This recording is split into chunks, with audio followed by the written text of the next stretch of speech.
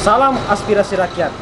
Kembali lagi bersama saya Herianto Ardi dalam segmen Ngobrol Santai bareng Wakil Rakyat. Dan hari ini tentunya narasumber kita ini sangat energik sekali karena beliau masih sangat muda. Dan di usia muda tentunya kita memiliki harapan yang besar tentunya di DPR Kabupaten Wajo. Beliau adalah Arga Prasetya, merupakan fraksi Wajo Bersatu, dan beliau adalah kaum milenial yang kemudian mampu terpilih menjadi anggota DPR Kabupaten Wajo pada pemilihan 2019 lalu. Tentunya netizen penasaran, langsung saja kita menyapa beliau.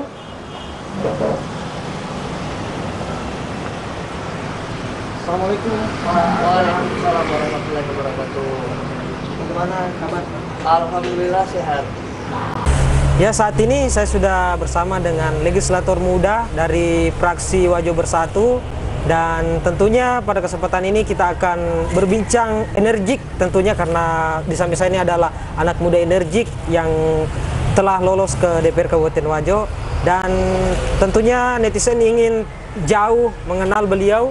Langsung saja mungkin Pak Arga bisa menyampaikan tentang identitas Pak Arga di masyarakat kita yang terkhusus ada di Kabupaten Wajo, mungkin bisa. Terima kasih Pak Ardi. Pertama-tama saya berterima kasih atas kehadirannya sampai menyempatkan diri untuk mewawancarai saya. Perkenalkan, nama saya Arga Prasetya Ashar.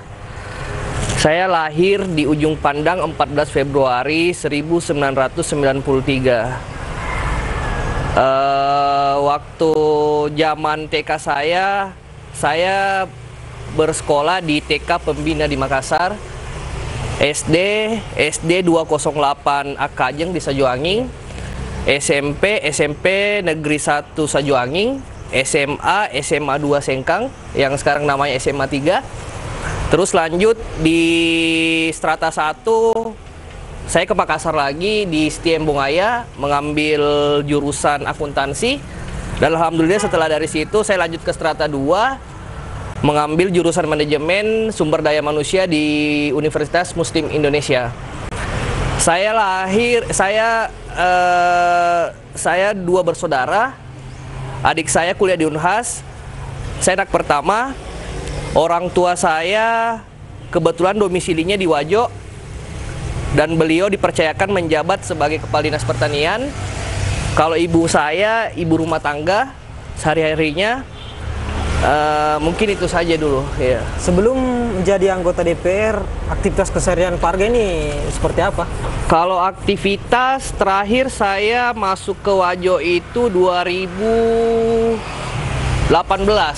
karena kebetulan 2010 kan strata 1. Kebetulan waktu di strata 1 itu mungkin karena sering masuk di organisasi juga, makanya agak telat selesai. Saya selesai di S1 itu sekitar 6 tahunan.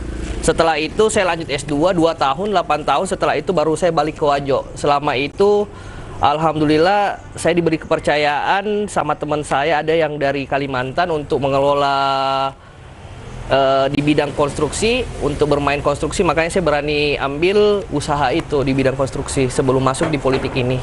Selain bidang konstruksi mungkin ada bisnis kayak... Kalau bisnis, kalau pribadi ndak ada, cuma saya lebih fokusnya ke konstruksi. Iya, itu saja.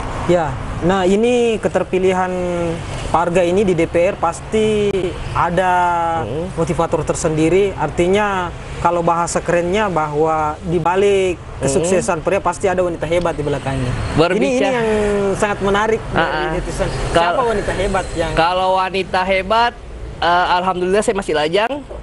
Umur baru 27 tahun. Kalau dibilang wanita hebat ya mungkin kembali lagi ke ibu saya. Jadi pemirsa, bahwa Pak Arga ini terpilih ke DPR berkat kerja keras dari orang tua ibu beliau dan juga doanya. Iya, doanya beliau terpilih. Nah, mungkin bisa disampaikan ke netizen suka dukanya menjadi anggota DPR. Kita lihat sekarang ini banyaknya isu yang berkembang dan hampir tiap hari orang demo di DPR. Apa kira-kira suka dan dukanya menjadi anggota DPR? Kalau awalnya sih terus terang untuk maju di politik itu tidak terbayangkan, tidak terfikirkan sama sekali. Karena saya berpikirnya kalau selama ini kita anak muda kan kemarin-kemarin tuh yang namanya politik mungkin 1-2 orang yang mau melek politik, itu satu. Terus yang kedua, kalau di dalam masalah suka dukanya di DPR sebenarnya lebih banyak dukanya kalau saya pribadi. Kenapa saya bilang begitu? Karena pas saya masuk di politik baru saya tahu bahwa lingkungan politik seperti ini, yang ibaratnya tuh kalau warna ya abu-abu, dia bisa dilihat tapi nggak bisa diraba itu.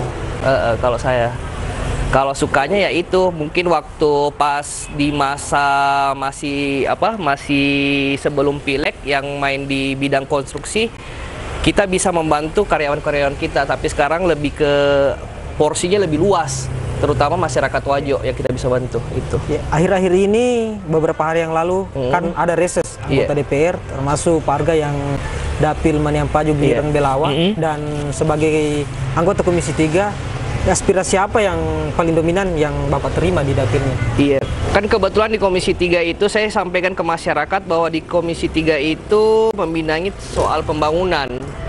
Jadi saya kasih pemahaman ke masyarakat dulu kalau di Komisi 3 mitranya ini, terutama di pembangunan ya.